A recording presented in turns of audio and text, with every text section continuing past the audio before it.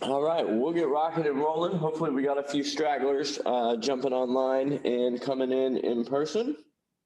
Looks like quite a few of y'all are already online, but we will not waste y'all's time.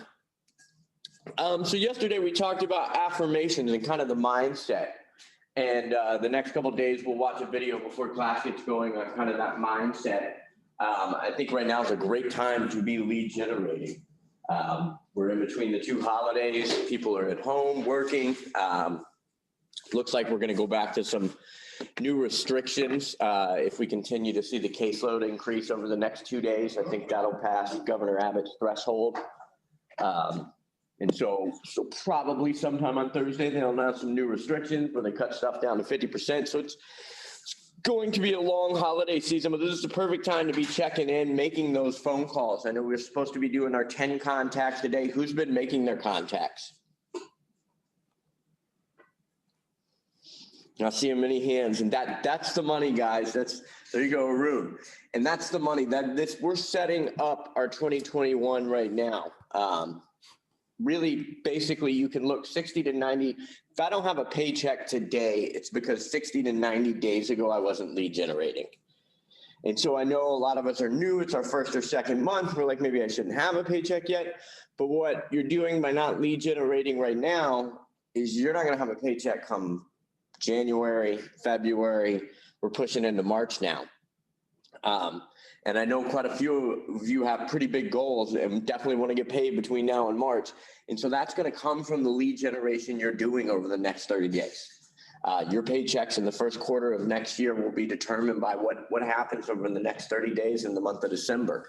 So now is when we've got to be reaching out to those contacts, growing our database, adding those 10 people a day. So starting in 2021, we've got 100 people in there that we're marketing to, and then we're contacting quarterly.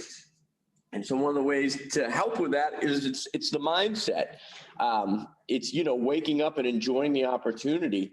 It's the only job, like I said, that you can give yourself a $300,000 raise. It's the only job I know where like today can start off with 0 prospects and you can walk out at the end of the day with a $30,000 potential commission by going and getting $1 million for sale by owner or meeting with a buyer who's willing to purchase a property of that size. So, I mean, to me, that's exciting. And so we talked about the affirmations and, driving to work, telling yourself 5 times, it's corny, it's silly, telling yourself I'm a mean money-making machine. I'm the best real estate agent in all of DFW. And repeating it so that you start to actually believe in it. I know when I was a bartender, the days where I would go in and I didn't have rent paid and it was maybe the first of the month and we were already behind, my tips would reflect that because I was in a negative mindset. Whereas the months where I had rent paid by the 20th, I'd go in and my mindset was totally different. And I ended up making more money on those days. I was a much more friendly bartender, and the same things with real estate. And so it's that mindset, and people can hear it and they can sense it. And we talked about, yesterday being the fisherman that goes to the river every day, because that keeps your mindset positive because there's another opportunity. That's why I was a fan of like baseball over football. Baseball, they play 162 games. You may have a bad game, but you get the opportunity typically to play the next day. Just like the fisherman that knows he's going fishing tomorrow, he lead generated today, maybe he didn't get any bites, but he's going to change his spot tomorrow, change his script a little bit, and hopefully tomorrow he gets some bites because he knows he's got the opportunity, as opposed to the fisherman who goes only once a month and tries to do all their lead generation for a whole month in one day. And the clients you're talking to, they'll sense it. They can hear on the phone, like, I'm begging you for business. And like right now, we do kind of have to beg for business. But if we're doing it every day, we know we have more opportunities and that desperation won't sink in as much. So it's those affirmations. So I talked about the little girl in the mirror video. So we're going to watch that this morning. This is just a cute little girl. She gets the affirmations thing.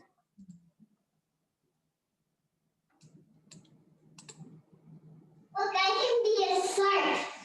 Now my whole house is great. I can do anything good. I like my school. I like anything. I like my dad. I like my cousins. I like my aunts. I like my Allisons. I like my mom. I like my sisters. I like my dad. I like my hair. I like my haircuts. I like my pajamas. I like my stuff. I like my rooms. I like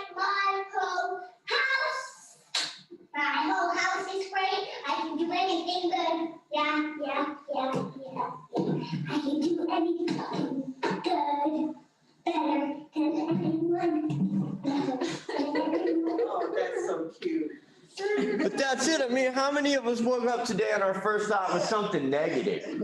What we didn't have, what wasn't going right in our lives. Today's tip, incredible Walt Disney World Resort visit. Wear a face covering, darling. The fact that we can't go to Walt Disney this month because of this damn pandemic. The fact that stores are about to shut down to 50%. The fact that going out to eat, you feel like I might be doing something wrong. I'm not sure. But that's what most of us focus on. What if we changed that mindset and focused on what the opportunity we had today, what we could go out and achieve, the lives we could change, how we could get back in the community, what we were blessed to have. And then we got on the phone. And then we sent our text messages out. Then we sent our Facebook messages out. You think the tone that you were using might change a little bit? And so create that affirmation for yourself that I am the best new real estate agent in Texas. Man, I'm the best real estate agent in Texas. Not just new, I'm the best real estate agent. Because you got to believe it before your clients will. And if you don't believe it, they can sense it. If you don't think you know what the heck you're doing and you just dwell in that, I'm not sure, then they're going to feel it right away. If I walked into like a car dealer, you know when you're working with a new guy, you can sense that confidence level. And so you gotta, it's a stupid term, but you got to fake it till you make it sometimes. And know you have that support behind you. Get into a situation where you don't know what the heck you're doing. We'll work through it together. Shay has got a client that maybe is a potential short sale, potential foreclosure coming up. That's a unique situation. And I don't expect many of you to know what to do in that situation. I'm not exactly sure the whole time in a while. So what we will do is we'll walk through it together and find the right answers.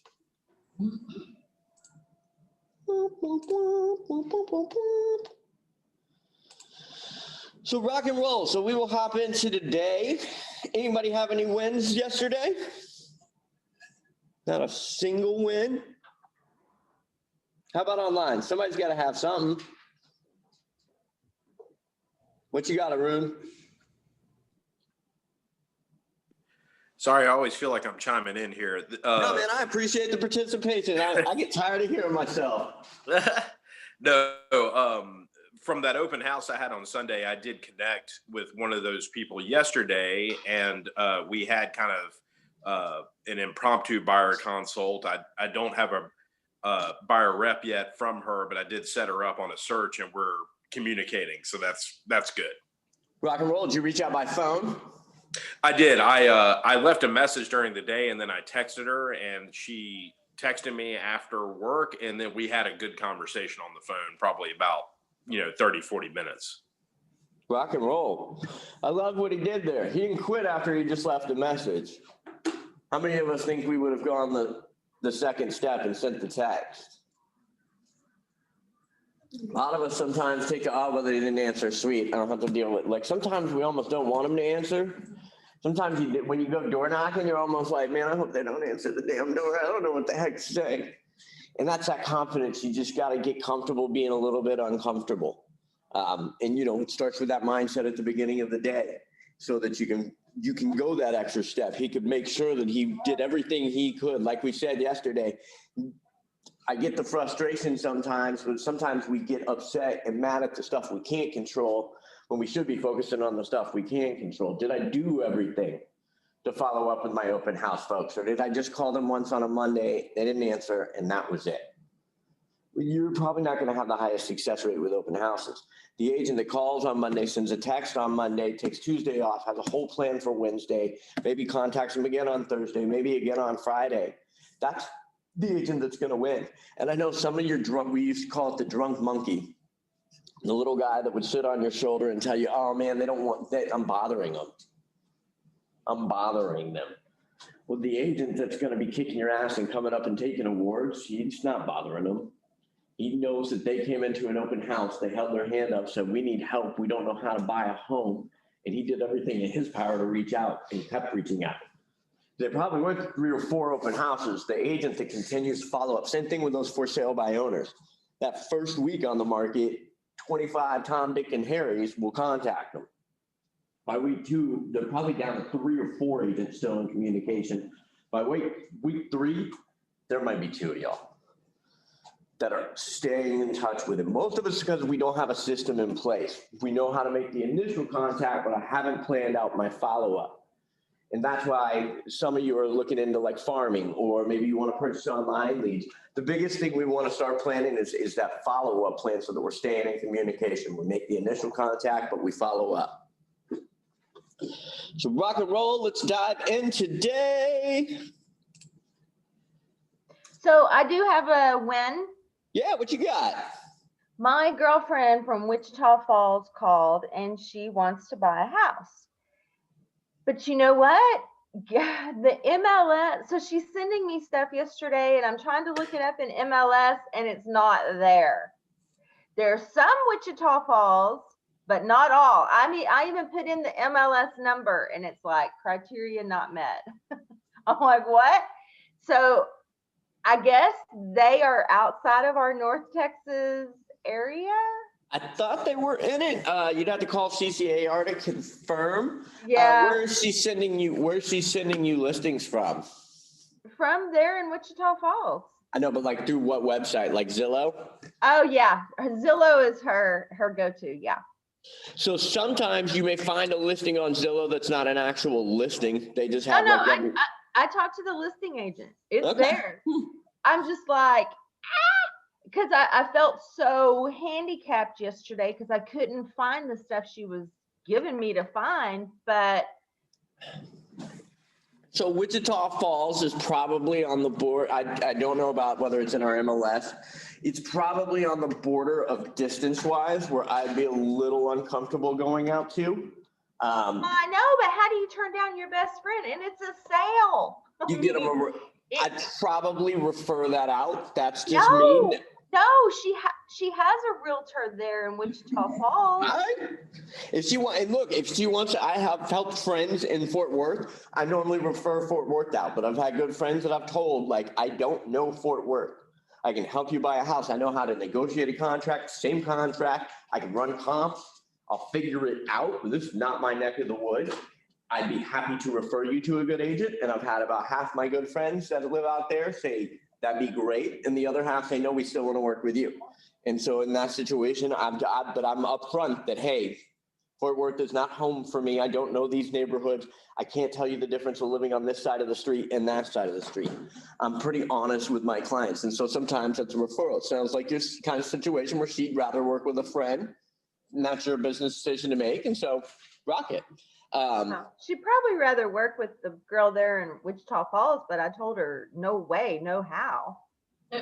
Hello? Well, she can work with that girl in Wichita Falls. You can set up the referral. So the client can pick the agent. I'll still get the referral if I reach out to that agent first. Nah, she won't, because she's used that agent before. She's Gotcha. never had to share before. I mean, Good she point. can't tell me to jump in the nearest lake. I would. Sweet. Well, I will get with you after class and we'll see what we can do to find some more listings out there. Perfect. Rock and roll. So yesterday we talked about different ways of prospecting. Today we're going to go into the differences of prospecting and marketing and look at some marketing opportunity. Prospecting, we talked about for sale by owners and expired listings. That's the source of business opportunity. Expired listings is somebody that already held their hand up and said, we want to sell. Does everybody know what an expired listing is? When you get a listing, you're going to have the listing agreement. You set out a date, and then say for 6 months, it expires on March 31st at midnight. So at 12:01 on April 1st, that listing is expired. Means that you no longer have an exclusive right to represent that seller. You can re-up that listing agreement and extend it. There's an amendment to extend it before it expires. One of the things we will do if we know a home is going to expire, and there's nothing we can do about it, and you're kind of confident that the seller is probably not going to want to use you, I've referred it out to another agent here in the office. Say, hey, Brian Davis, I know you do a little bit of different marketing than we do. We've got a listing. We have not been able to, man, we just cannot crack the code on it. Can't get it sold. I think it's about to expire. They're probably going to want to bring in a new agent. Love to refer that over to you if they're willing to list with you. And sometimes just a different agent, even from the same market center, just with a different perspective on things, may be able to get different results. Sometimes with an expired listing, it's oftentimes price. that they just weren't reasonable on price. Secondly, it would be the marketing behind it. Typically, you'll notice they have 10 pictures. Looks like they were shot with an iPhone. They're all dark. You can't see anything in them. We know buyers just won't go see homes with bad pictures. There's typically enough good inventory out there that I'm not going to waste my time showing your home that doesn't show properly online. So you'll run across some expireds, and they sell the data for that. You can buy typically in a bundled package for sale by owners and expireds. The busiest days of expires are the first of the month. So even though like some agents will list a home on the 13th of the month, they set the expiration for the end of whatever month 6 months out is. The busiest day for expireds is New Year's Day. For whatever reason, tons of agents set the end of their listing agreement for the end of the year. So there's a lot of agents that's kind of their Super Bowl is New Year's Day. They get up, and while everybody else is drinking Bloody Marys and eating black olives or whatever, they're out making their phone calls. So good opportunity there, especially because like we talked about, that's going to be a quick source of business. That is potential for today business. You know, like I said, this is the only job I know where you can wake up with kind of no prospects, kind of like immediate hot leads in my pipeline. And if I get on the phone with for sale by owners, I might have a hot lead on a $30,000 commission by the end of the day. We talked about circle prospecting. So whether it's farming your neighborhood, an apartment complex, recently sold listings, recently listed properties, you can flip it. Maybe you're working with a buyer, you lose out on a multiple offer. You can door knock that neighborhood either in search of other listings for your potential buyer, or to just let them know, hey, I was part of a multiple offer situation. There were 12 families that wrote an offer on a home in your neighborhood, and 11 of us didn't get the home. Not only do I have a buyer that's potentially looking in your neighborhood, I also know where to go find 10 others that are approved, ready, and willing to write an offer on your home. And that's some valuable information. Community outreach, this one's huge. Charity and volunteer work. So those of you that building that database is a big priority. You're looking at how am I going to make my 10 contacts a day? I don't even know that I know 10 people. I promise you probably know 10 people to be contacting. But if you're struggling with that, that's a great way to do it. There's lots of opportunities, especially over the holiday season. One of the things we used to do here at the Market Center, it's going to be the first year in I think I saw 13 years we're not. We would go to the Salvation Army and help with their toy drive. It's a pretty cool thing to get to see. I mean, it's a warehouse 5 football fields long with shelves 30 feet up in the sky with just trash bags full of toys. You bring them in a big bag. Some years we'd unload the truck. Some years we'd sort the bags. Some years we would get to actually be there the day and they would pass them out to the families, which is really cool to get to see the whole process. There's opportunities like that with all sorts of organizations right now to give back in the community. And so it's just a positive thing to do, be a contributing member to our community, but B, it's a great opportunity to meet folks and like-minded people. And that's the thing, I want to go, that's why I tried to build my business around doing the things I like, because that meant I was around other like-minded people. But then if I played kickball with you, we automatically have something in common. If we meet at the food bank, we obviously had something in common. So it made it, I've done a lot of online leads, and that was one of the issues I have with online leads is you don't have really any built-in rapport. You have to establish it. I've worked some online deals with folks I can't even tell you about because I don't remember them. They were nothing but a single transaction. I didn't even want to put them in my database afterwards. It just was a business deal. Where I have other clients that I've, known and then did a real estate deal with them and became really good friends. I have a whole group of high school friends that I kind of thought were assholes in high school, but ended up helping one of the girls buy her first house. And now I've helped 10 people in that group. And they're actually good friends. And turns out they weren't assholes. Maybe I was just a judgmental jerk myself in high school. So, so community outreach, charity, volunteer work, I think that's a huge opportunity to A, do something you enjoy doing, and B, to really get to meet people. We talked about in the farming, using charity drives as a way to reach out to your farm. So I don't always want to be, I want to be the real estate agent that's not only giving you great information, can be a good resource for you in the neighborhood, but if I'm going to farm a neighborhood, I want to give back and let you know I'm contributing. And so that's an awesome opportunity Talked about maybe reaching out to the local elementary school here over the holidays, find out what supplies the teachers need for the new year's. Putting a drive together, you can talk about how great it is that we have such an awesome elementary school. You can state the fact, I think we can Google it, but how much each teacher pays per year for school supplies. And let's do our part as a neighborhood to help out as they've helped our home values out for the last 10 years. Kind of spin it both ways. Work with like Operation Kindness or whatever charity's close to you. If you can find that local niche charity that ties in, it's really nice because it kind of binds you with that neighborhood. And that's one of the things when you're farming, you want to, be a part of that community. That's why typically we try to advise at least one of the neighborhoods you should farm typically is your own or one close by. You want to, be at the same grocery store. You want to go to the same Saturday market. You want to have your kids playing on the same soccer field. Plus, if you're going to be farming and you're there consistently, you don't want to be driving. I did one down in Dallas and it was like 25 miles away. It was a real pain in the ass to go down there all the time. So good opportunity there. Key relationships, with the corporations you're working with, the builders, talking to the banks, getting to know those banks that they approve mortgages at all the major banks. So going in, setting up a time spot to meet with their mortgage advisor and just talking about, who are you referring business out to? What kind of loans do you offer? Do you work with I-10 clients? Do you offer VA financing? Do you do full conventional jumbo loans, FHA? Let them explain the products they offer and then talk to them about, do you ever refer deals out? How do I get on that list to be one of the agents you refer folks? Well, do my Bank of America, they're pre-approving all the time. They're pre-approving people. And those people obviously don't have an agent. They walked into the bank not even planning on sitting down with a mortgage advisor. So it's really good opportunities there. And you'll be surprised how many of those people don't have somebody that's ever asked them. Almost every lender I've ever worked with, I ask, how often do you get requests for referrals? Never. It's like we know that we want our business built on referrals, but we forget to ask some of the other professionals that tie into our industry. Yes, ma'am. I just have a quick question. In doing that, should you give them some type of, I hate to say cut, but thank you, or how? No, so it's a referral, but it's a symbiotic relationship. I scratch yours, you scratch mine. I'll bring my clients to you to get loans. You give me referrals. I'll continue to use you as my number one inspector.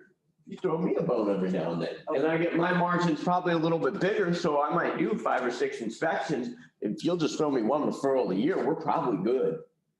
So I'm sure your inspector could probably give out 5 to 10 a year. The average person could, if they were looking for the opportunity, give 5 to 10 referrals a year. That's why you got to figure out who in my database is the wealth determiner who will do that. Because almost all of us come across somebody every now. I was on a Facebook post this morning. Some girl had posted, oh my gosh, this cute property up in Prosper. It was like $140,000. It's old townhome or old country home on an acre of lot. It was like, oh my God, I couldn't wait to move out to the country. And somebody else on her Facebook feed was like, yeah, me and my boyfriend are looking for our first. Boom, hop right into those DMs.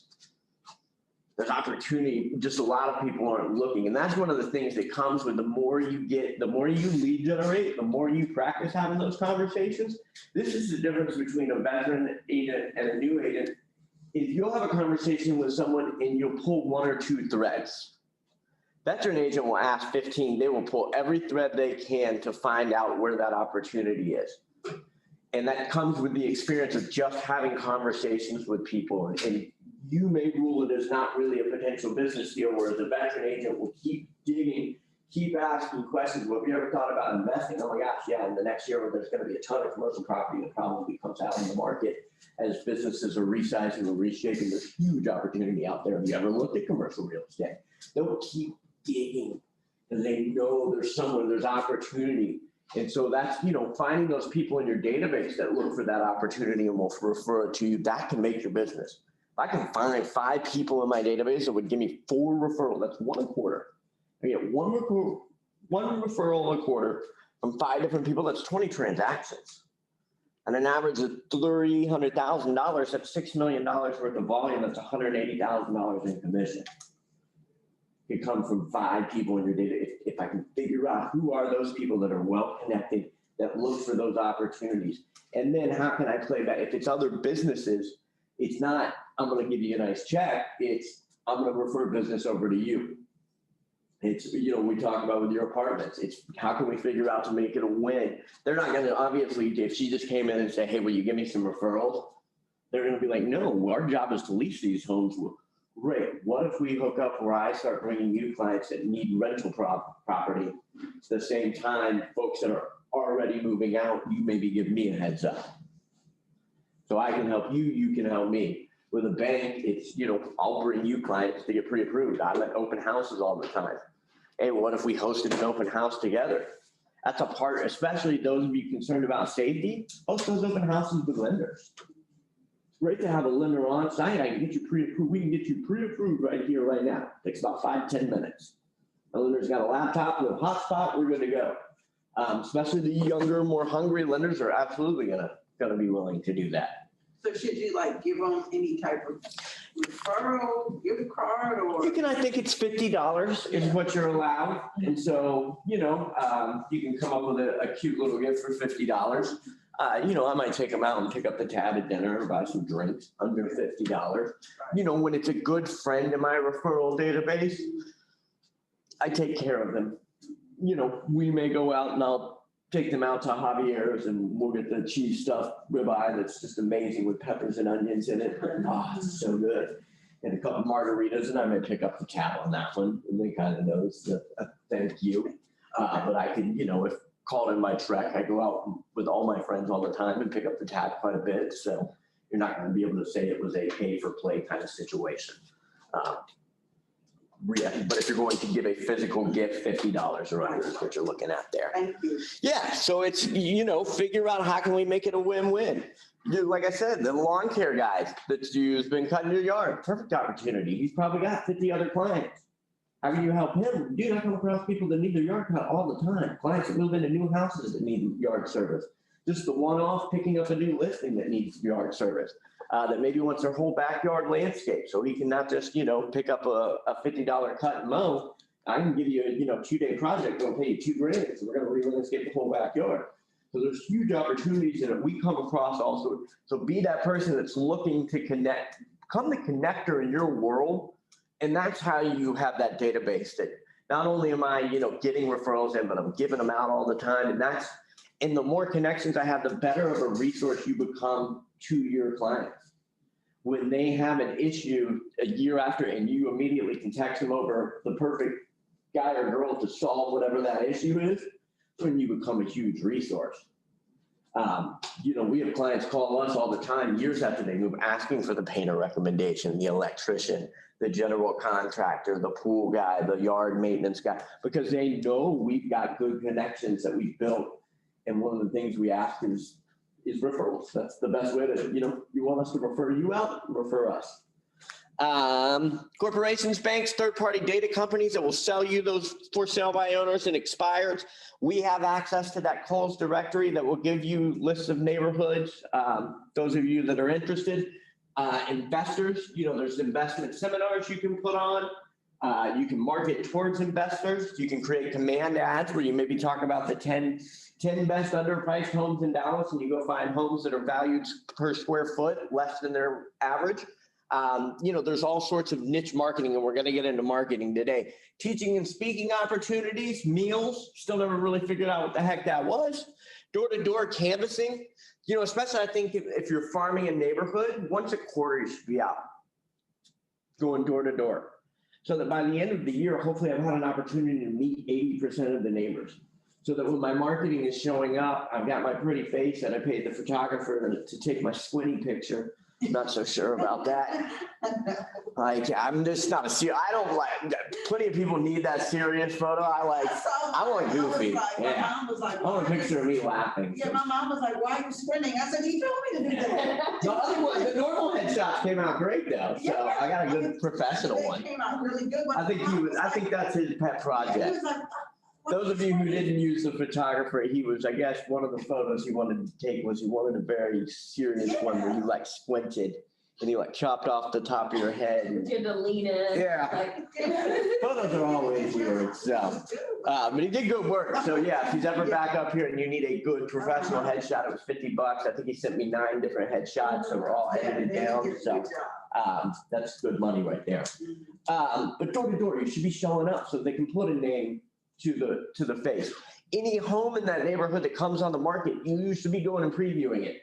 We walk our dogs and it's upsetting every time I see a for sale sign come up, although I'm not trying to farm my neighborhood, it's still upsetting.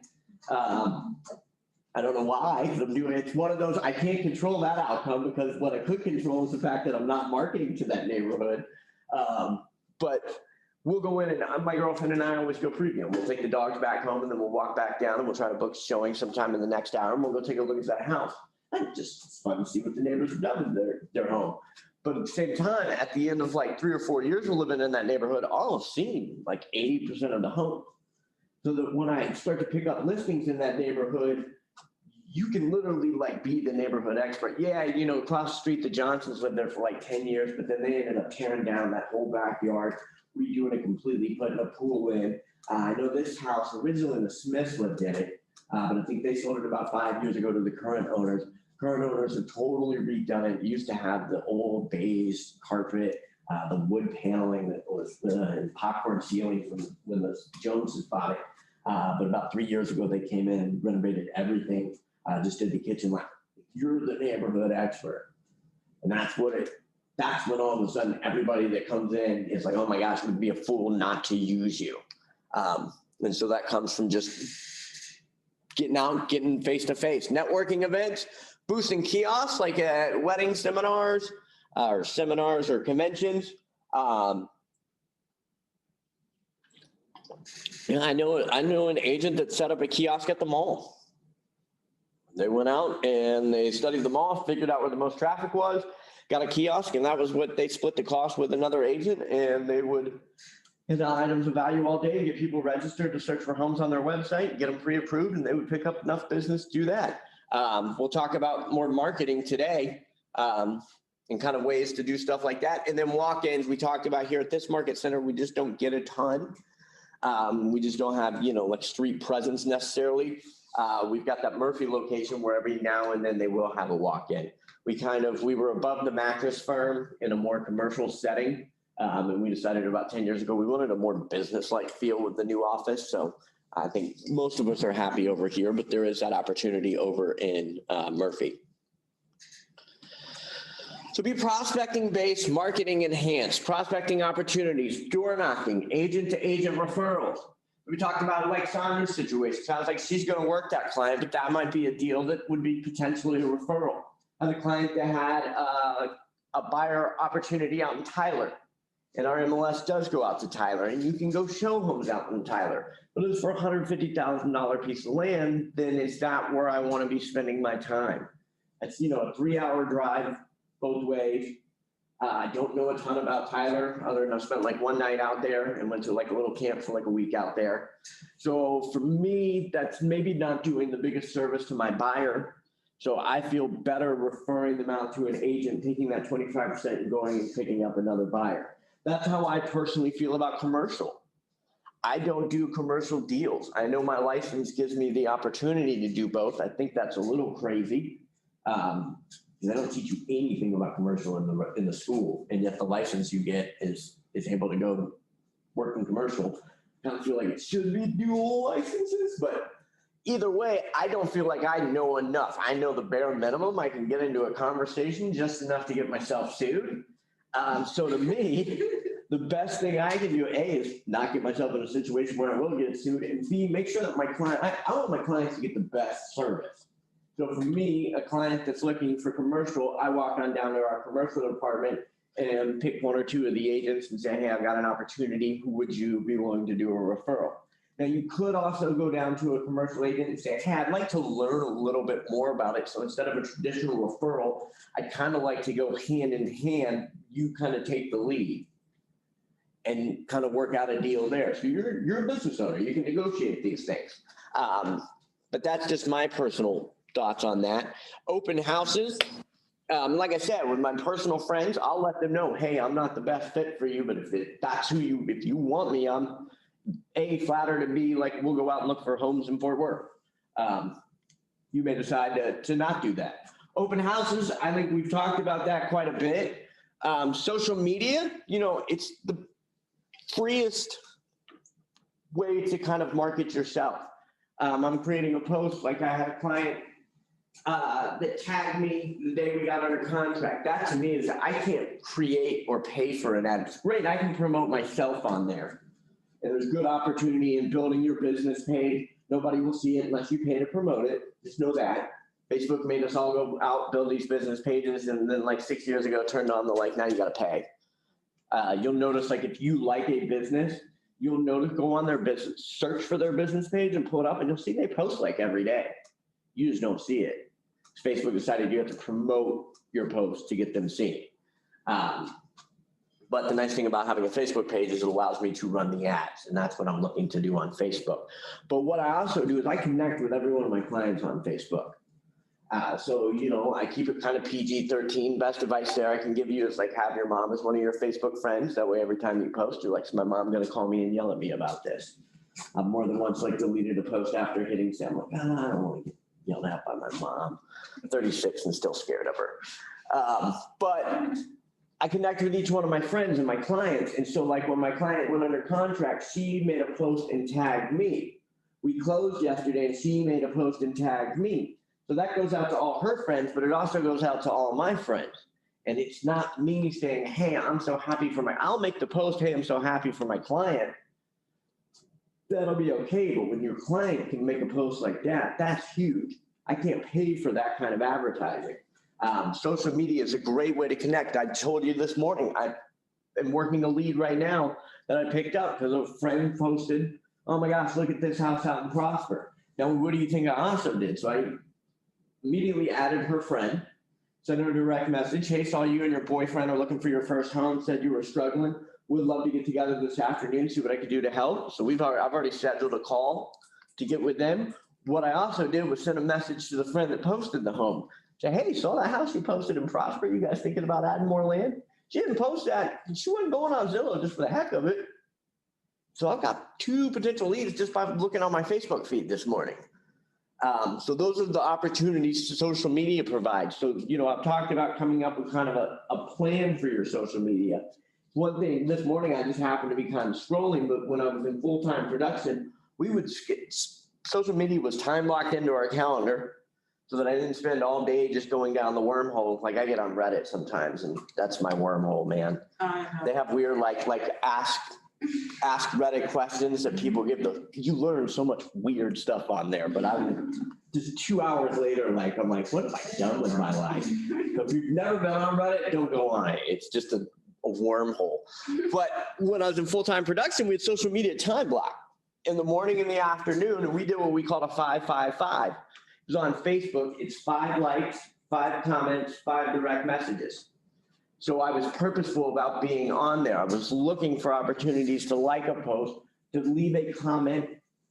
One of the agents that I learned it from, they use Facebook to add not just those friends, but to start to build your network out on Facebook. Look for those, maybe, especially those of you who wants to break into like a luxury market. Quite a few of us would like to sell some high dollar homes. So find those friends you have that have a high dollar job. You got a buddy that's a doctor. Who do you think a lot of his friends on social media are? What do you think they do? They're either doctors or they probably make quite a bit of money. Wealthy people tend to hang out. They say that, like, your income can be figured out by averaging the income of your 5 closest associates and friends.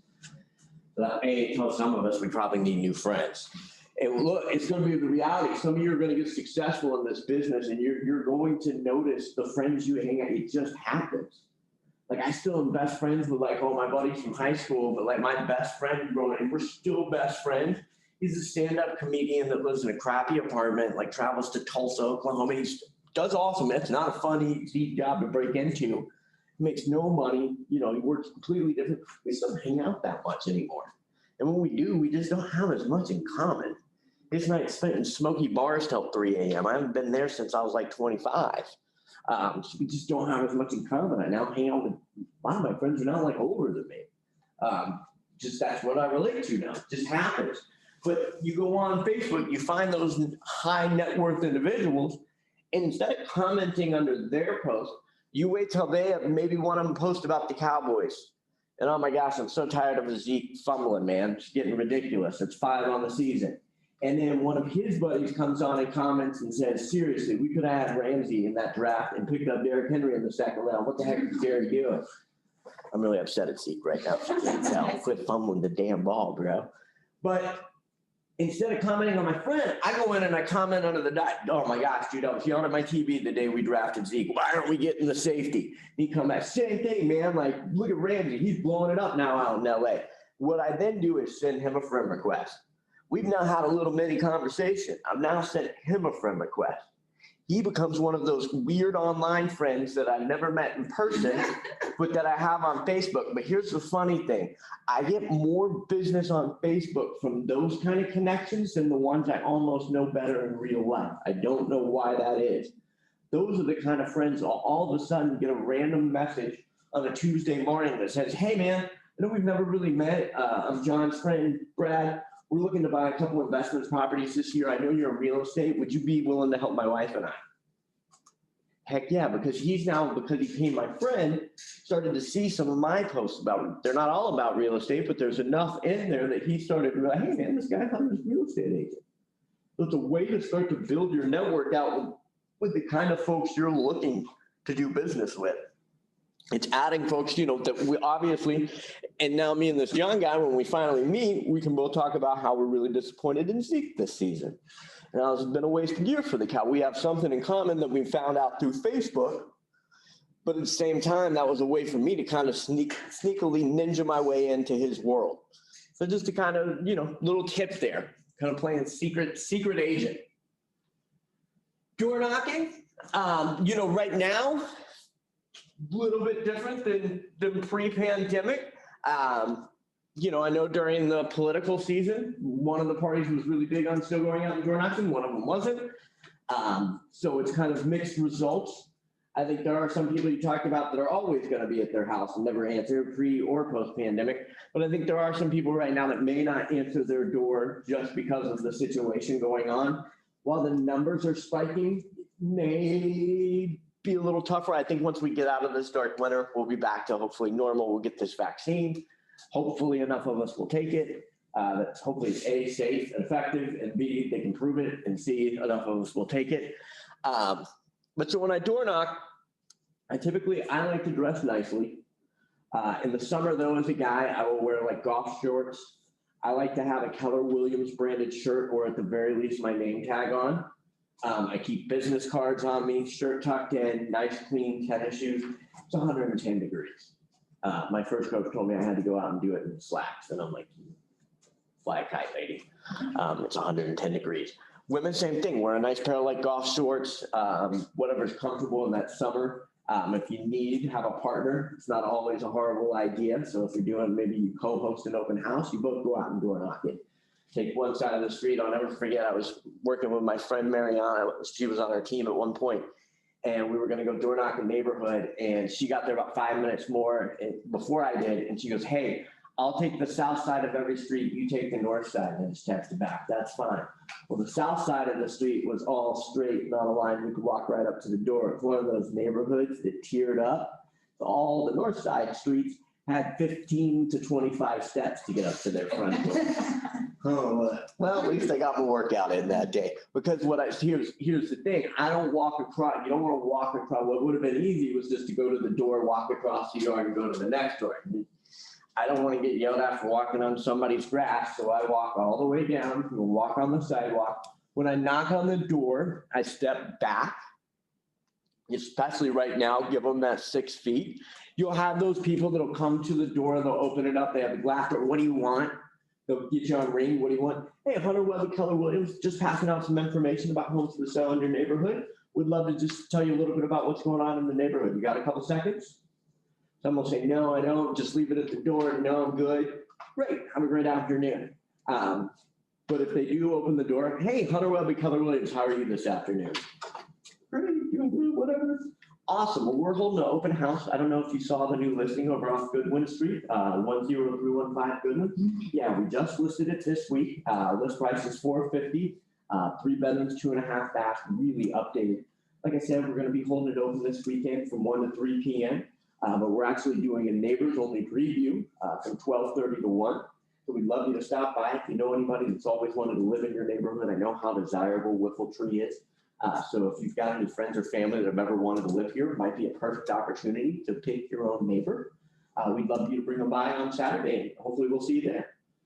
Hand them my little information, and then I'm away. And then I keep a little like notepad in my back pocket, and I'll just write down the address so that I can drop off the thank you note.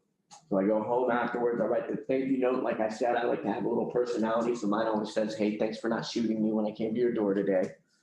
In Texas, there's no guarantee. Never had a gun pulled on me, but it's Texas. So, you know, the act, so you act professional, step back from the door. The ask for me there was, hey, do you know any neighbors or family or friends that are looking to live in the area? Would love to have you pick out your own neighbor.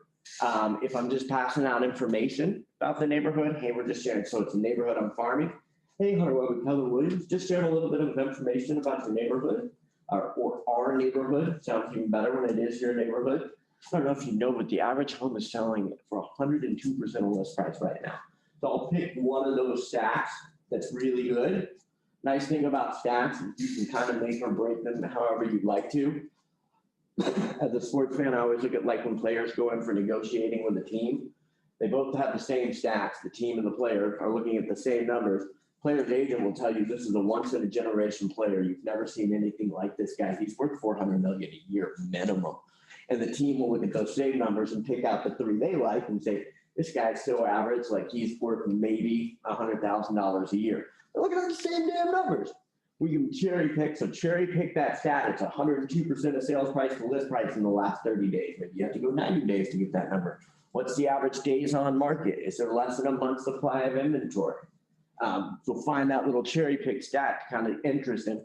Hey, I don't know if you know, but there's only 3 homes on the market right now, and 7 of them sold in our neighborhood last month. There are so many buyers that do not have home supply. We're just passing out a little information. Who do you know maybe in the neighborhood? Have you ever thought about selling? No, we love it here. We're never moving.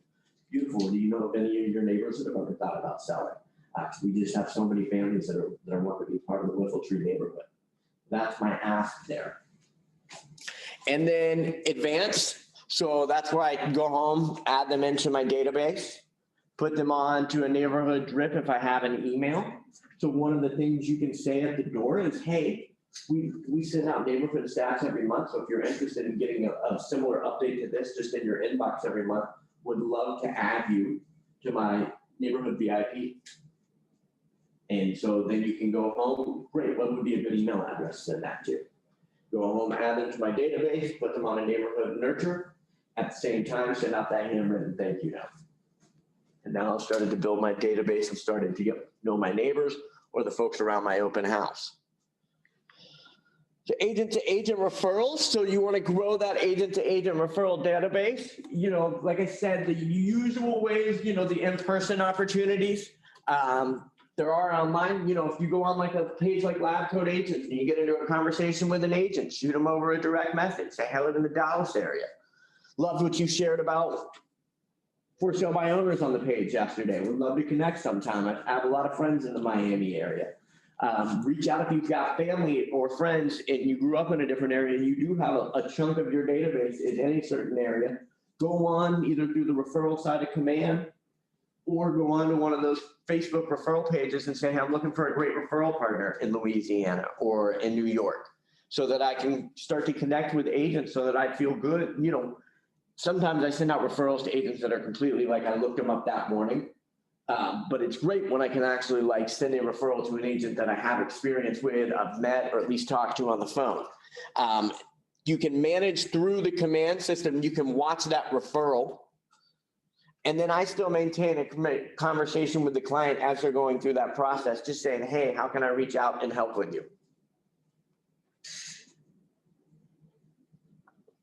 So we showed in the Command system where that referral on the left-hand side, You're able to go in, you're able to search the map, filter it down by production, by years experience, by whether they've taken bowl, whether they're in mass coaching. So you can kind of tailor what you're searching for in terms of agents. You can pick out, like I said, a top producing agent that's done over 100 deals.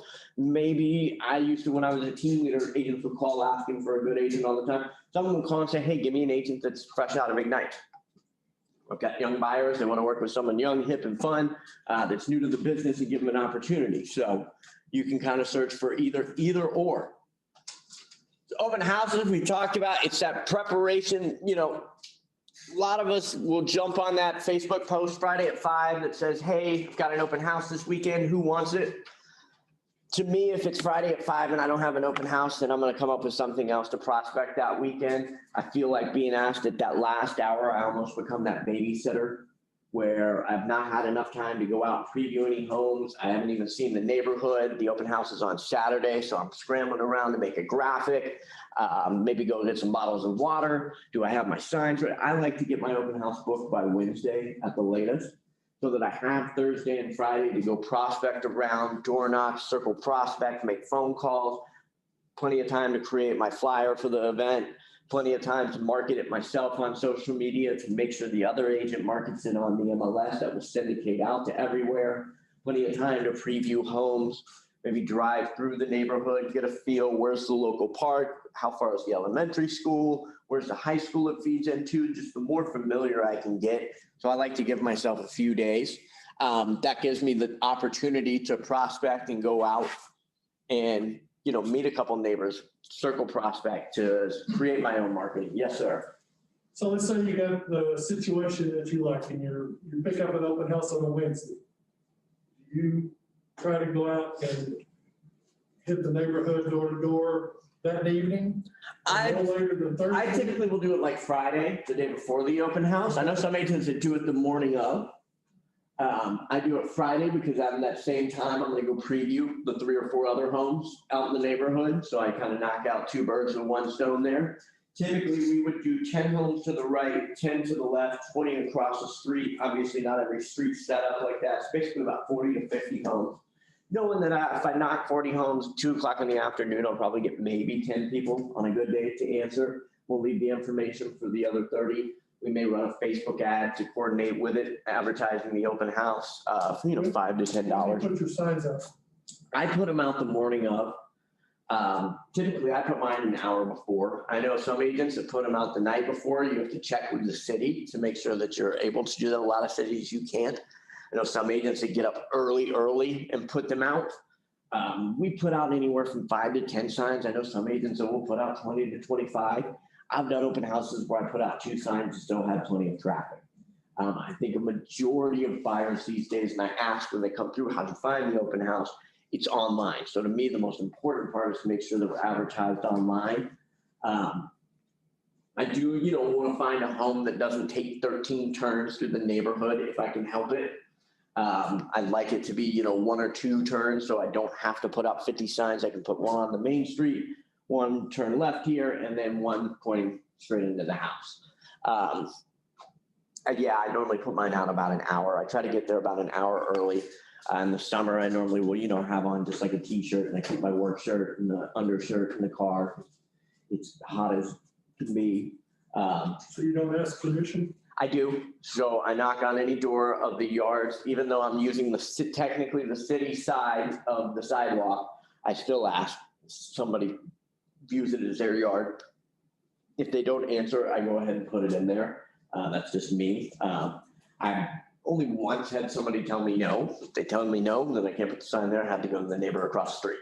But then if I get to meet somebody, I'll have a flyer with me. Hey, we're holding a house open over on Goodwin Street this afternoon from 12:30 to 3. A, we'd love you to come on by. B, would you mind if I just put a sign in the yard? I'll pull it right about 3:15 when we get done with the open house. Awesome. Well, here's a little bit of information about the house, just for your curiosity. Love to see you there this afternoon. Then a thank you note gets popped in the mail after the open house. Thanks so much. Ended up having a great open house, probably because of the awesome sign placement in your yard. And so it's a way to add a few more people to your database and get to know people. But yeah, anytime you're going to ask somebody, if they do say no, you have to abide by their wishes. And then pursue is, at the open house, the script I use is greet them at the door. And then as they walk through, asking them, do you currently live in the area? That's kind of how I start my conversation. That point, I take my second sign-in sheet. I normally have one out for them to sign and then kind of one I hold on to. And I start taking notes. And I've found that by just flipping it over and taking it notes, all of a sudden they'll stop down kind of at that kitchen and they'll start to have that conversation with you. And I'll start doing kind of a mini needs analysis. How long have you guys been looking? It's kind of just our first weekend. We're thinking of moving sometime in March. Awesome. So currently, are you guys renting or do you own? We're renting down in Dallas. Beautiful. So kind of what's prompting the move? We just are looking to get out of an apartment, get into something with a little bit more space. Awesome. So kind of when you say more space, are you thinking something with a pool or a big grass area or just a backyard, kind of like we're looking at right here in this house? Kind of use the house I'm in kind of as a comparison. Beautiful. So when you say large living space, something about the size that you're standing in, or are you looking for something a little bit bigger?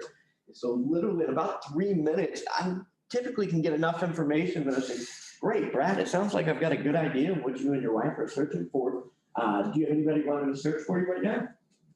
No, we've just been going on Zillow. Beautiful. What I'd love to do is set up a home search through the MLS. That's where actually websites like Zillow will pull the listings from. So I'll get you set up on that. What would be the best email to send that to?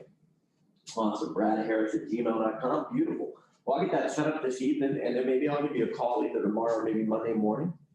Just check in, make sure that it's sending you the homes that you were looking for. If you guys come across anything that looks interesting, feel free. I'd love to take the opportunity to show you guys that house. I got tomorrow off, so let me know if you want to go take a look at anything. And so I'll set him up on a home search. Maybe they're not ready to get the home search going.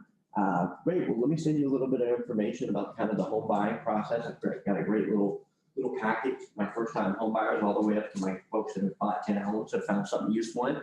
What would be the best email address? So I kind of will manually try to capture their information. If I don't have luck with that, then I'll just flat out say, hey, the sellers are asking that I sign everybody in. And that's been 100% since COVID started. I have not had a single person and the information has been correct. It's the thing, most people give correct information. You guys ever go to the store and they go, hey, can we get your phone number? And without even thinking, you're 46995. I normally get to about 95 and then I'm like, damn it, they got me. And at that point, I don't want to lie because they'll know like I'm lying. It's obvious now if I lie, like I'm 9505555. So that way I just give them my number. I'm like, I'll just hit in when they send me a bunch of text messages if I want to. Most people will give you their information. And that's why I want to though have that conversation where I set up my follow-up. Instead of being cold, great, Brad, I'll send you that search this evening and then I'll give you a call tomorrow afternoon and just make sure we're got the criteria right. But great, Brad, I'll send you that guide this evening. I'll give you a call maybe tomorrow afternoon just to kind of go over it.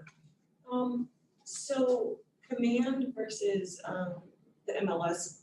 Sorry, when you're setting up a search, I tried to do one on Command and it was so weird. Like, it's not as friendly. Like it was asking me to set up a search by like a neighborhood You can change that. or by zip code. Yeah, and so it's tougher to kind of narrow down Right, to what because you want. there's so many zip codes in Plano Yeah. and you can only put one. And I was like, I don't know. So like I said, I use that feature when it's kind of a broad search. They're just getting going and I just want to kind of send it. If I don't even necessarily know what they're looking for, Oh, is I'll just kind of set that up as a trickler. Once I have an idea of what somebody wants, at that point I'm typically putting them on the MLS search. okay. Just for accuracy's sake. It gives me the most searchable criteria. It's going to be the most accurate, up-to-date information. It's just not the prettiest or sexiest looking. Right. But when you do the MLS, like, are they sending them all the homes that we see? Like, because like Plano or Frisco, I want to spend between 350 and 400, and this is bedrooms. Like, there's a lot of homes in that criteria, so they're getting all of those. Yeah, you can determine, you can rule some out or you can send them all. Okay. So I'll send them all. If it's a huge search, I set it up to just send it once a day. Okay. If it's, only 7 results show up the first time I run it, then I send it ASAP. So that as homes become available. Can I edit the time that it sends out? Because this so far it's been sitting on my people. At like 4:30 Yeah, a.m. I saw. I don't think you can other than doing it ASAP. Yeah. It's set up to just run it in the morning. You could switch it to the PM, and I think it sends it around 5 PM. Okay. Because it used to be, we didn't even have the ASAP option, so it just always sent it in the morning. And all my clients would be like, damn, bro, it's really crazy. I know. It's 5:30 just, I'm like, man, I work hard for you. Got your back, homie. So I liked it going out at 5, so. It CCs you too, so like I get all those, and I'm like, we're different people in that Yep. town. It's like. And so I make sure I label the search, I label it after the client, the subject line. Mhm. It would say Brad Harris search, Andrea Ross home search, because I am working with multiple clients, so I want to be able to know as soon as I pull up the email who it's for, because Right. I use that as a way to reach out to folks and let them know, hey, it's an awesome house, let's go take a look at it, and move them from there. Let me just say that when we moved back to Dallas, we started looking, on Zillow back in New Mexico. And we found a realtor here, actually based in Rockwall. And she set us up on something that would set us up. Well, she was looking at stuff crazy, like way out of the price range, like $1.5 million, and places where we didn't want to go, and we would get back with her, and she would not refine it. We would. That's annoying. Yeah. That blew it. Yep. Just dropped it like a hot potato. That's why when my clients say 300,000, I punch in 300. Now I will ask if it's someone that we're about to start looking. I say, Brad, sometimes there is a little bit of negotiating room. Would you like me to maybe bump the search up to 325 at the max? If he says, no, we hold it at 300. I do not want to spend. Because here's the thing. Especially like you're gonna have clients that sometimes think, well, you're doing that for the commission. Like you want me to offer 450 instead of 440. You just want that. Dude, the difference in $10,000 worth of commission is nuts. I want you to buy the house. I'm just giving you the strategy I think that's the best opportunity. Whether you buy at 325 or 300 is not good. It's $9,000 or $9,000 like $100. Like it's not gonna make or break it. So I don't want to offend. Yeah, one easy way to offend a client is make it seem like I'm trying to get them to spend more money or get them to look in areas. That's why when I did the script with Brad, hey Brad, I'll get that home search set up for you. And then I follow by saying, and then I'll give you a call tomorrow afternoon, kind of check in and make sure that criteria is what you're looking for. And then I adjust accordingly. So I always call and say, hey, I saw you guys got on, checked the search this morning. Was that what you were looking for? Well, no, we were looking more, say, Justin. Okay, awesome. I thought maybe the Heath area was also an opportunity. Let me go ahead and change that search. And so, yeah, you want to make sure that you are trying to follow it to a T, because people, it is frustrating. You're like, you're not even late. You're not listening to me. And that's a lot of agents. That's our issue, especially as you're newer. You're going to want to, we kind of like to word vomit. Especially maybe if we're not as common, we want to tell them everything we know about real estate. And we don't actually listen to any of their responses because we're worried about our next script. And that's why practicing your scripts, sorry about my fantasy football. That's why when you're practicing, the more you practice your scripts, the better you get, because not only are you speaking, the better you then allow yourself to start listening and hearing what they're saying and actually reacting to it. And so, yeah, that happens. I think a lot of agents make that mistake of just setting up. So like I said, if I don't know, I start off with a broad search, but I want to connect with that client to make sure I can then start to nail it down for you. Same thing once it's time to go start showing homes. That's why I want to do that needs analysis. Even if you don't do the needs analysis and you go out twice and show a buyer and every home you've shown is not what they were looking for, you're in your mind, well, like you never even told me what you. No, I never asked you. And they'll get frustrated. Even though they didn't tell you, but in their mind, they're going, you should have known we didn't want a 2-story house. Like, crap, I forgot to ask. Like, it sucks when you get out and you start to discover those things as you're showing, because you realize I could have completely just asked that question. Hey, do you guys prefer a 2 or a 1-story? They just said, oh, we just want a 1-story. And they would say to me showing homes. Right, and I was just thinking too, it's probably better to have that refined anyway, because sometimes if you have too many options, it gets overwhelming. Like for me, if I have too many things to Yep. choose from, I like almost, it's like paralyzed. It's like, Yep. I can't choose now because you gave me way too many Mhm. options, or, you know. Yeah, like if I ask my girlfriend, what do you want for dinner? Like, let's get takeout. And I just say, hey, let's get takeout. We'll spend, Right. tell her only option is like McDonald's because we spent the last 3 hours and everything closed. Whereas if I say, hey, do you want to pick up El Phoenix or Abuelos? Yeah, that's a much better Then question. she can go, okay, let's get Abuelos. I love their Sundance fajitas or whatever. Right, And so, yeah, when you can narrow it down, and that's why it makes our lives, you don't want to show 50 homes. And that's why I tell my buyers, we may only go see 3 homes, but my expectation is, especially, don't be afraid that if the first one's the one you like, there's a reason we narrowed it down to the 10 that you then chose the 3 you wanted to see, because these are exactly what you're looking for. At least numbers and criteria wise. Now let's get in and see how they feel. So how do you gauge with an open house, like, because the open house that I did was priced at $440, but oddly enough, nobody, when I asked their budget, like almost 15 people said their budget was like $350 to $400. So why were they looking at a home that was $440? Just to kind of sometimes go in, they maybe saw open house, didn't check the price. Maybe they did just go in from the signs. People just like to kind of look at homes that are nicer. No real reason why that would be, but I noticed the same thing kind of. Maybe they think, some folks think there's, they're not aware of what's going on in the market.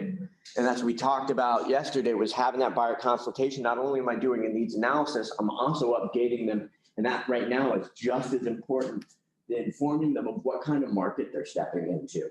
And so having that conversation that, hey, Lori, just so that before we go out and start looking at homes, and we're looking in that 350 range here in Plano, it's one of the hotter price points in one of the hotter areas, obviously for great reason.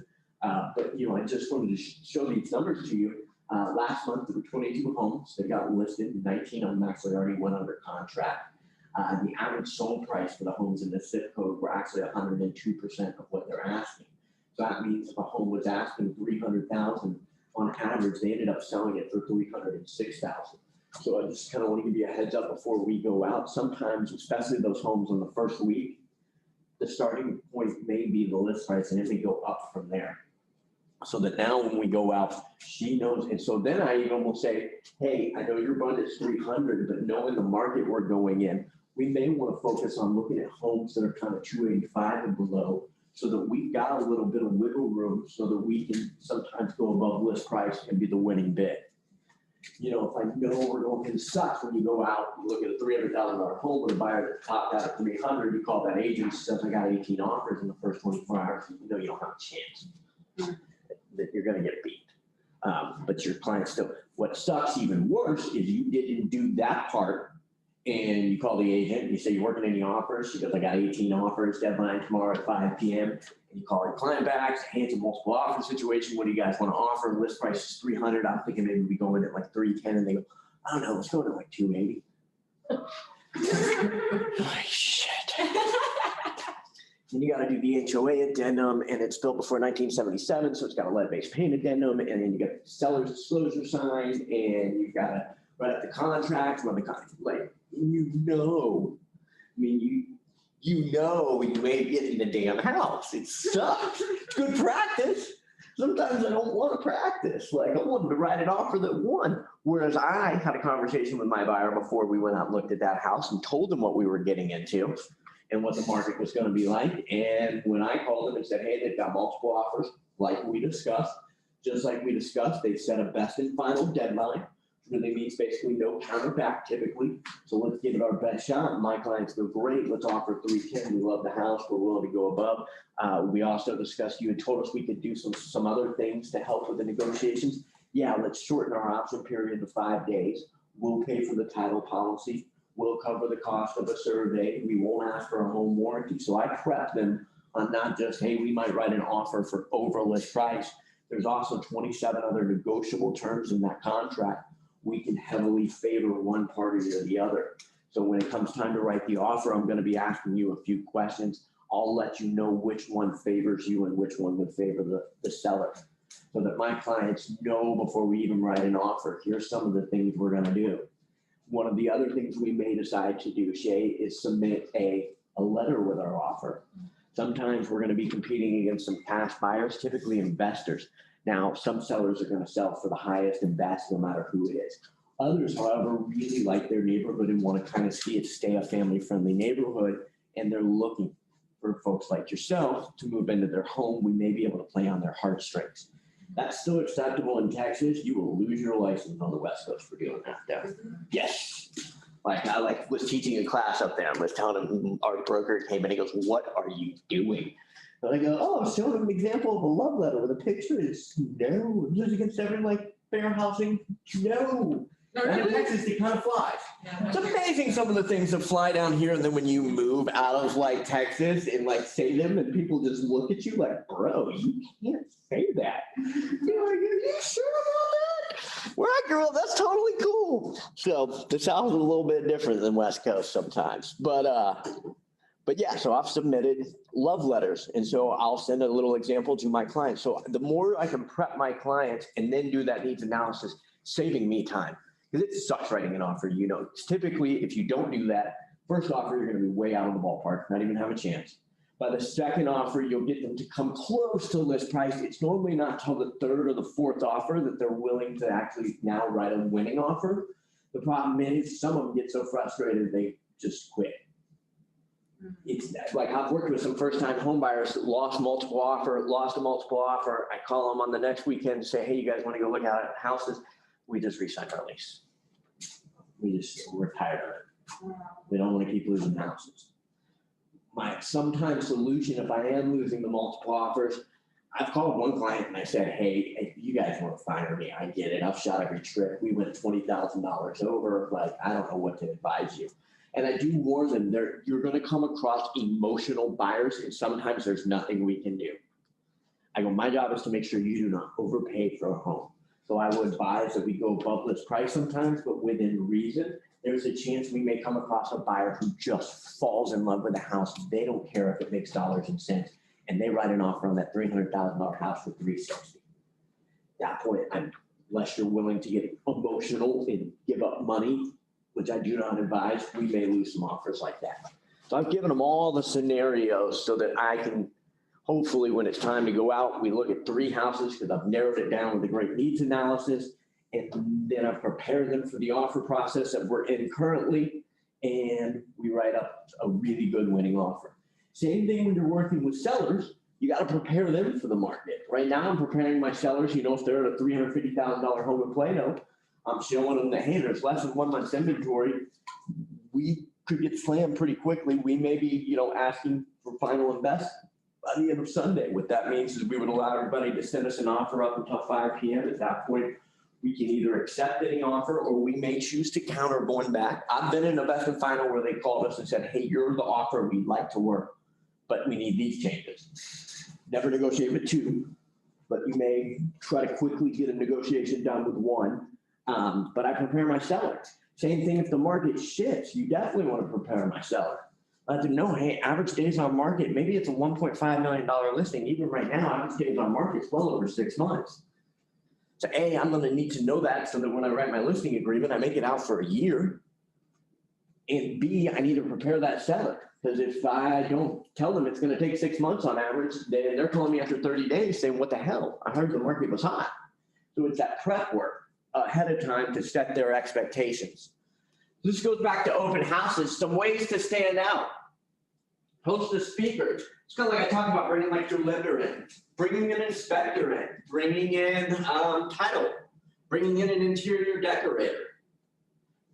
Maybe you've got a home that needs some updating.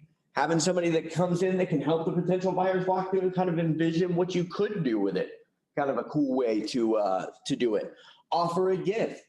Maybe you have a raffle. Maybe you team up with like 4 other agents that are all hosting open houses here in Plano, and you put a little list together. And if you come to all 4 open houses and we like each stamp your little thing, you can, at your 4th one, leave it. And at the end of the day, we're going to go on Facebook Live and we're going to draw a winner for an iPad.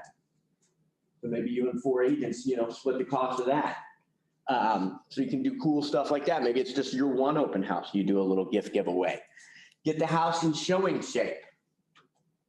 Obviously, when you're hosting an open house, you want to make sure it looks good. So that's why I try to get there early in case I have to pick up any like loose ends. I will bring a little like shop vac with me, little mini hand vac.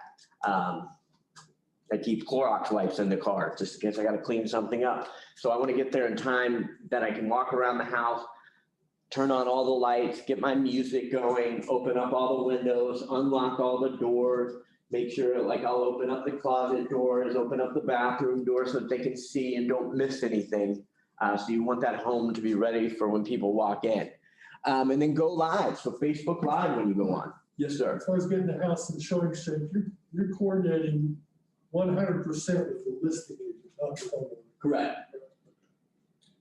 Hopefully in the near future, it's your listing and then you're communicating with the seller. But yeah, I definitely want to show up in case there's a little bit of a tidying up that needs to be done, or more than likely just kind of getting it show ready by turning on all the lights, getting the windows all open, and setting the home up. Go live, go on Facebook Live. So what's the advantage of going live over versus just doing a video and posting it on Facebook? Facebook likes live more. So Facebook ranks live video as probably their #1 pushed content. Video is probably #2, photos are #3, and plain text is #4 in terms of how it will rank and show up on people. When you go live, if I'm on my Facebook app, it'll actually send me a little notification that like pops up that says, hey, Sandra Fisher is live right now. And I can click right there to jump into your live. So Facebook determined kind of, we want live video. We want content being created at all times. We want it going on fresh and live. So they push live quite a bit. If I just log into Facebook and somebody on my feed is live, it'll normally be one of the first 3 posts I see will be them doing a live video. Nice thing about live is then it records and automatically you can post it to your wall. So even if I log in 2 hours after you went live, I can still see the recording. A video just ranks below that. Live allows you also to interact with folks. So you can see their comments coming in real time. So you can say, hey, guess the price of this home as I walk through and give you guys a tour. And your audience will be, typing in, ooh, close, no cigar. A little bit higher, getting warmer, getting colder. So you can interact with your audience. Okay, so it records it and then you have to post it after you're done with your live? Yeah, it gives you the option. It says, would you like to post this video? So sometimes you may not, sometimes you will. Okay, good. But especially right now in the virtual world, I know some folks are doing like live Facebook Live open houses. And they're sending out their marketing. It's all about a 1 o'clock Saturday live open house. So yeah, it's just a good way to kind of interact with your audience, and Facebook loves it. So be prospecting based, marketing enhanced. Social media, you want to select which sites you're going to work on. Trying to be all things to everybody. Which sites are you going to be on? TikTok? Are you going to be on Instagram? Are you going to be on Facebook? Are you going to be on Twitter? I would say for a majority of us, the biggest bang for your buck is Facebook. It's the one where most of us are on, most of us are able to get business from it. Can you successfully build a TikTok? Absolutely. There are agents out there doing it. Can you successfully do Instagram? Instagram is becoming a bigger player. It's definitely probably moved into #2. LinkedIn can give you quite a bit of business. You can create a nice heavy funnel. LinkedIn's become a little bit more unique over the last couple of years. Instagram's, like I said, a big one. TikTok's becoming a player. Twitter is a tougher one. I know some agents that have had a little bit of success with Twitter. One of the things you can do on Twitter is you can search for like home DFW, find people that are tweeting, I'm looking for a home in DFW, reach out to them that way. So there's opportunity. Seek, you want to go out and you want to find all your friends. And like I said, it's making those B-level connections to your friends' that can really open up Facebook. Adding those B-level connections. Say you go to a wedding this weekend. You sit at a table with 6 other folks, you and your date, and then 3 other couples, and you don't know them.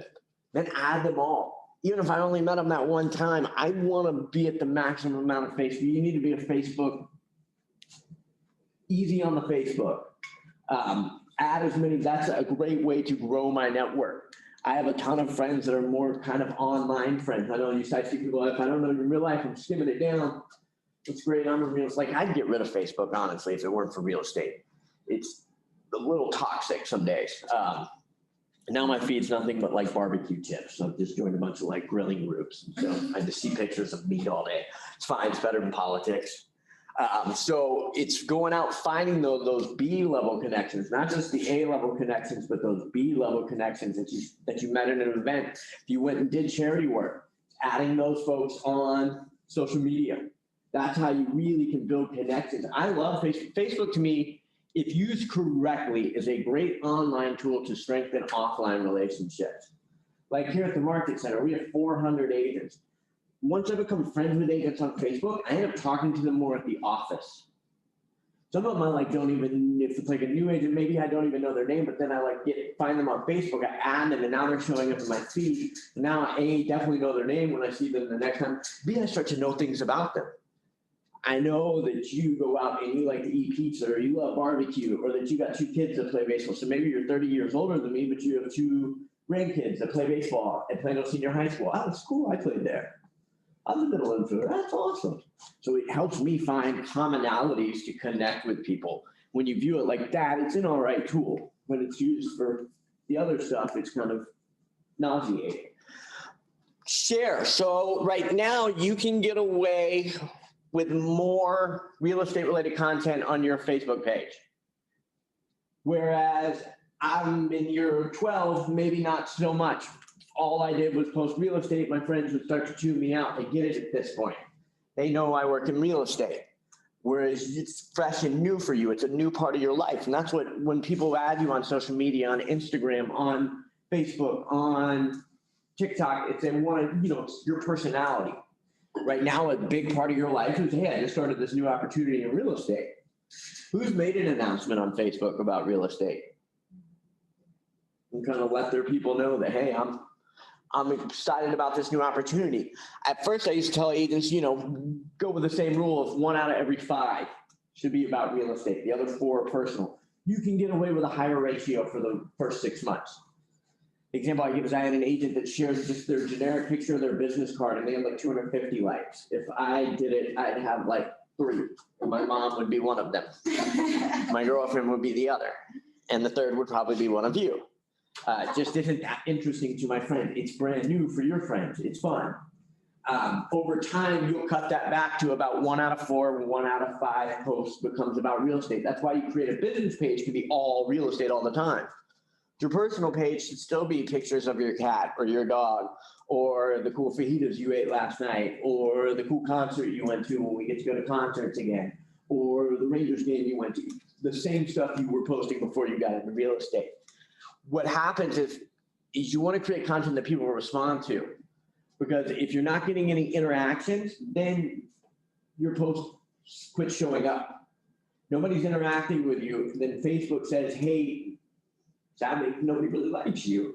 And so you quit showing up in feeds, where that's why we do the 5-5-5 with the likes, the comments, and the messages. It's just like the algorithm where Facebook likes live video more. Facebook loves, if I like your post, Andrea, it says, hey, you guys must know each other. And so now when I start to log in, the algorithm will give me more of your posts. Whereas Shay, I put a comment on hers. So Facebook is like, oh, okay, like he and Shay must like actually like know each other. I'll start to see even more of her posts. Brad, I sent a direct message to. Facebook's like, okay, they must like actually be real life friends. And now all of a sudden when I log on for at least like the next week, like one of the first 3 posts I'm going to see is normally whatever Brad's recently posted. And so by being as good a listener on Facebook as a messenger, when I share content, it's being seen. If all I'm doing is sharing generic crap that nobody's responding to, and I'm not responding to anybody else's, I'm not being a good listener on Facebook, then all of a sudden I'm just shouting my message out into the dark. Whereas if I'm constantly engaging with my friends' posts, then when I post, I'm getting the best bang for my buck. So same thing, Instagram works the same way. That algorithm, all of a sudden you'll send a direct message and then check your algorithm, and it will determine that, oh, we need to show him more of this person's post. So those clients you're trying to reach out with, those are the ones you want to be interacting with. And provide service. So even on like your business page, you can set up like a chat bot so that the little messenger, if they go onto your business page, the little messenger immediately pops up. Hey, how can I help you today? And set up that chat bot. You can provide service online, providing items of value. So social media can be a huge player, but you want to be strategic about it. It's that E to P. So this is the ratio they give you. It's basically 1 out of every 5 posts, 20% business, 80% personal. Like I said, you can get away with kind of more of a 50-50 ratio, and over time kind of drill that down. Now, if I want to post real estate, it's got to be something a little bit more creative. I try to kind of think outside the box. Maybe I'll take a picture of the shed where I was showing a house and we opened up the shed and there was a grown-ass man at 11 in the morning drinking a 40 ounce of Steel Reserve and scared the living daylights out of my clients and I. And so I'll have a picture of the shed. Hey, crazy morning. Was out showing houses and came across a dude drinking a Steel Reserve 40 in the shed at 11 o'clock in the afternoon, just now getting my heart back into my chest. You know, so it's a reminder that I'm in real estate. Maybe it's a picture of like the back of cars and I'm sitting in traffic. Man, I just had a showing out in Fort Worth and been sitting in traffic for 4 hours. Stay off of 635. So the post about my life tied in with real estate. So I have to kind of try to be a little bit more clever and you'll get to that level as well. So take action and develop. 80% got 90% of their business from 5 lead sources or less. So that's where we talk about, you know, this is kind of a study of national realtors of how much, I think they did 5,000 agents. How much of your business came from 1 lead source? 38%. How many of you had 2 lead sources, 3, 4, 5? So that's why we talk about developing a kind of core 4, fab 5, terrific 3, kind of don't want all my eggs in one basket so that as the market shifts, as business shifts, I've got other avenues. Maybe you're focused only on for sale by owners. Market shifts. Now there's not going to be as many for sale by owners. Once it becomes a buyer's market, the for sale by owner goes away. So having a diverse but yet somewhat narrowed down scope. I've told a lot of you what I see cause a lot of agents to fail isn't that they don't do anything, it's they try to do everything. You go to a class on for sale by owners for the next week, you decide I'm going to be a for sale by owner agent. Then you go to a class next week on working with investors and you completely drop for sale by owners because you didn't get an appointment in your first day and you're going to just do investors. And then you held an investor seminar and nobody showed up to that because you really only tried for a week. And now you went to a class on farming and so you're going to try farming. And then, you know what, farming's not working for me today, so I'm going to go try social media. Well, I only have 5 friends on social media, so that only lasted a week, and now I'm going to go try open houses. Whereas if we can, you know, over the next couple of days, and we got a great opportunity to kind of have that plan heading into 2021 of here are the 4 ways I'm going to focus. Does not mean I won't pick up business otherwise. Maybe networking's not a part of your plan. Doesn't mean if I'm like out at a networking event and somebody's like, hey, I'd like to buy a house from you, like, ooh. Just check my business plan and that is not on it. So let me go back to the office. I'm sure there is somebody that has networking on their plan. So let me hook you up with them. No, you're allowed to do outside of it, but my efforts are focused on these 3 or 4 items. If we're gonna do farming, I know like Brad, you sent me some neighborhoods, so I'm gonna get with you and we're gonna narrow it down, figure out where we wanna go. And then we're gonna start to work on at least a 6-month plan, hopefully a year. Because if I only have a 1-month plan and then I have to come up with it again next month, it's easier to quit. I don't have anything holding me accountable. We'll make, you know, like our team, we're farming a neighborhood this year. We're planning it out already. We've got I think we're all the way through June. We now have to plan the back half of 2021. And by January, we'll probably made 5 or 6 of our months postcards that go out, they'll be made.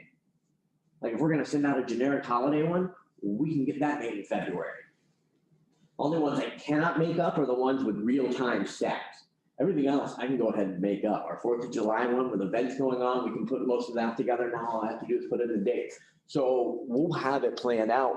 We'll have them printed out. So I'm definitely going to follow through if I've already paid to print the son of a guns. So that'll bring us to our stopping point for this day. We will take a 30-minute break, make those phone calls. I know some of you won't be able to come back at 11, but at 11, we will do the listing presentation and go over kind of a mock listing presentation.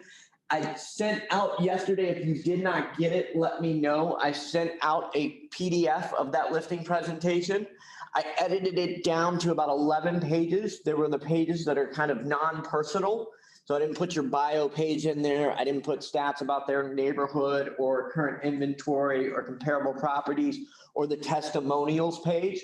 Feel free to use that as kind of a placeholder right now. If you had a listing today, you can absolutely use that presentation. We'll go over the CMA this afternoon here in 30 minutes.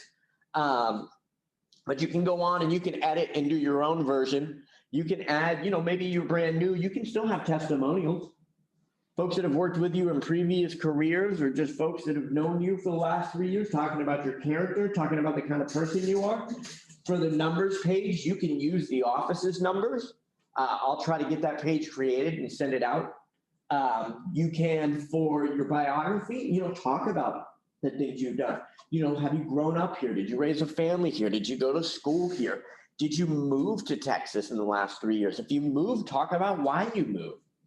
There's a lot of the buyers that you're going to be working with are transplants. Not everybody's from Texas. So talk about why you couldn't wait to get to Texas and how you can't wait for the opportunity to help other families realize the dream, or whether you're moving in Texas to help you take advantage of the things that made me move to your area. I had to do that up in Seattle. And so instead of saying, hey, I'm a Seattle native, here's the 20 things I love about your neighborhood. Like, this is why I love living here. So you can go outside the box. Doesn't have to be all about real estate on that stuff. So we'll take a 30-minute break. We'll get going at 11 o'clock. And this will be recorded. So I will send out the recording this afternoon for those of you who are not able to make it. So I'll see some of y'all back. Just go to the same website, centrallaunch.com, here at 11 o'clock. Rock and roll. See you on a bit. Was this one recorded? Yes, ma'am. Oh, thank goodness.